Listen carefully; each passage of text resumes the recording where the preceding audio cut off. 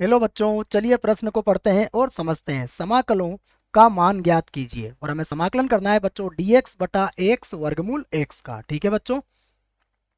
प्रश्न को हल करने से पहले बच्चों प्रश्न के लिए हम मुख्य अवधारणा लिख लेते हैं बच्चों। ठीक है, जिसकी सहायता से हम इस प्रश्न को हल करेंगे।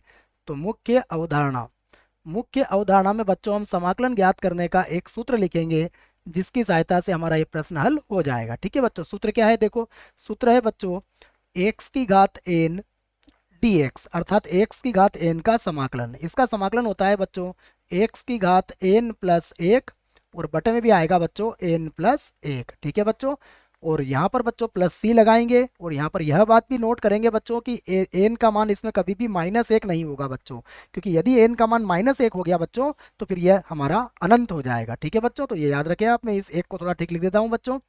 और देखिए प्रश्न जो दिया है उसे अब लिखते हैं हम। तो प्रश्न में हमें जो भी दिया है बच्चों उसे हम आई के बराबर मान लेते हैं। ठीक है, तो मैं इसी बात को लिख लेता हूं। माना हमारा जो प्रश्न है वह बच्चों किसके बराबर है? आई के बराबर है। तो आई बराबर हो जाएगा समाकलन, उसके बाद dx, और बटे में आ जाएगा बच्चों x वर्गमूल एक, वर्गमूल के अंदर x। ठीक है बच्चों। अब यहाँ देखो बच्चों, हम dx तो वैसे ही लिखेंगे, और हमें पता है बच्चों अगर वर्गमूल एक्स को देखें तो यहाँ एक्स की घातांक कितनी होगी बच्चों? यह एक्स की घातांक कितनी है? 1/2 है बच्चों। वर्गमूल का मतलब यही होता है कि घातांक कितनी है?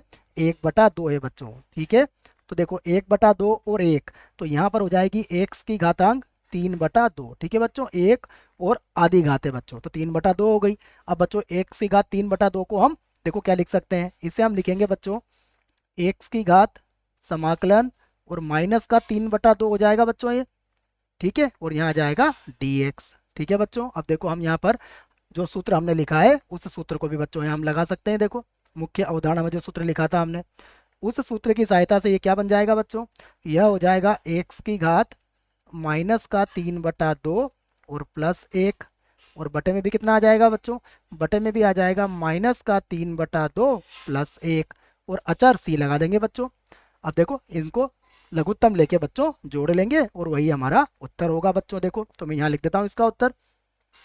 ये लीजिए बच्चों, देखो यहाँ पर देखो बच्चों, जब इसका लघुत्तम लेंगे बच्चों तो 3/2, तो ये -1/2 हो जाएगा एक्स की घात, तो ये हो जाएगा एक्स की घात माइनस का 1/2। ठीक है बच्चों, और बटे में भी कितना आ जाएगा? -1/2, और धन हो जाएगा बच्चों सी। अब देखो बच्चों -1/2 को चाहो तो बच्चों आप ऐसा लिख सकते हो, ये हो जाएगा -2 और एक्स की घात -1/2 प्लस सी। तो बच्चों यही हमारा उत्तर होगा। आशा करता हूं बच्चों आपको इस प्रश्न का उत्तर समझ में आया होगा। धन्यवाद।